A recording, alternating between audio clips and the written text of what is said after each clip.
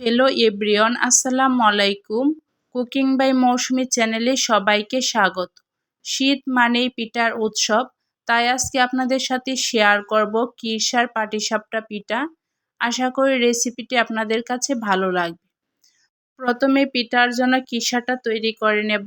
তার জন্য প্যানে দিয়েছি 1/4 কাপ চালের গুঁড়ি, দিয়ে ভালোভাবে ভেজে নেব। আপনারা চাইলে কাঁচা চালের গুঁড়ি দিয়েও কিরসাটা তৈরি করে নিতে পারেন, তবে আমার কাছে মনে হয় চালের গুঁড়িটা একটু ভেজে নিলে কিরসাটা খেতে বেশি ভালো লাগে। এখন এর মধ্যে দিয়ে দেব 2 কাপ লিকুইড দুধ। দুধ দিয়ে ভালোভাবে চালের গুঁড়ির সাথে মিশিয়ে নিতে হবে। মিশানো হয়ে গেলে এখন দিয়ে দেব 1/4 কাপ গুঁড়ো দুধ, দিয়ে ভালোভাবে মিশিয়ে এখন দিয়ে দেব সামান্য পরিমাণে লবণ। লবণটা দিয়ে কিছুক্ষণ জাল করে নেব। কিছুক্ষণ জাল করার পর দেখেন অনেকটা ঘন হয়ে এসেছে। এই পর্যায়ে দিয়ে দেব 1 কাপ গুড়। আমি এখানে খেজুরের গুড়টা অ্যাড করেছি, আপনারা চাইলে এখানে চিনি দিয়েও কিরসাটা বানিয়ে নিতে পারেন।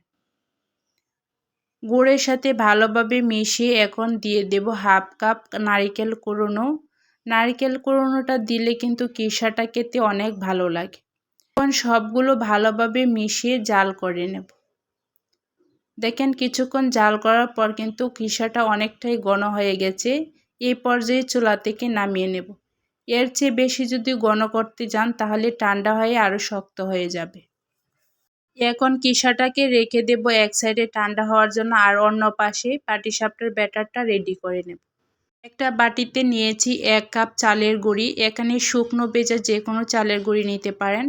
আর দিয়ে দেব 1/2 কাপ ময়দা। এখানে ময়দাটা দিলে পাটিসাপটার পিঠাটা অনেকটাই সফট হয়। দিয়ে দেব 1/4 কাপ গুঁড়ো দুধ, আর দিয়ে দেব স্বাদ মতো লবণ।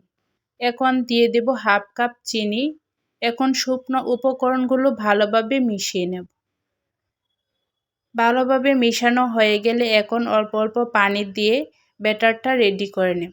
আমি এখানে নর্মাল পানি দিয়ে ব্যাটারটা তৈরি করে নিয়েছি। এখন আপনাদেরকে ব্যাটারের ঘনত্বটা দেখিয়ে দিচ্ছি। দেখেন পাটিসাপটার ঘনত্বটা কিন্তু ঠিক এরকম হবে। চুলায় একটি প্যান বসিয়ে অল্প একটু তেল দিয়ে টিস্যু দিয়ে এভাবে এক্সট্রা তেলগুলো তুলে নেব। এখন প্যানে 1.5 চামচ ব্যাটার দিয়ে দেব।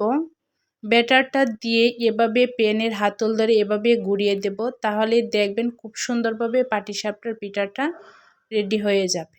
দেখেন কিছুক্ষণ বসানোর পর কিন্তু কালারটা চেঞ্জ হয়ে গেছে। এখন এর মধ্যে কিরসার পুরটা দিয়ে দেব। আপনারা আপনাদের পছন্দ মতো কিরসার পুরটা দিয়ে দিতে পারেন। এখন সাইড থেকে এভাবে তুলে ফোল্ড করে নেব। ফোল্ড করা হয়ে গেলে পাটিসাপটার পিঠাটা এপিট ওপিট করে একটু ভেজে নেব, তাহলে দেখবেন পিঠাটা খেতে কিন্তু অনেক ভালো লাগে। এভাবে বাকি সব পিঠাগুলো বানিয়ে নেব। বানিয়ে নেওয়া হয়ে গেছে। এখন আপনাদের সাথে একটা কেটে শেয়ার করছি। দেখেন পাটিসাপটা পিঠার ভিতরে একদম কিরসার পুর ভরা, একদম নরম তুলতুলে পাটিসাপটার পিঠার রেসিপিটি আপনাদের কাছে কেমন লেগেছে কমেন্ট করে জানাতে ভুলবেন না। লাইক শেয়ার করে পাশে থাকবেন।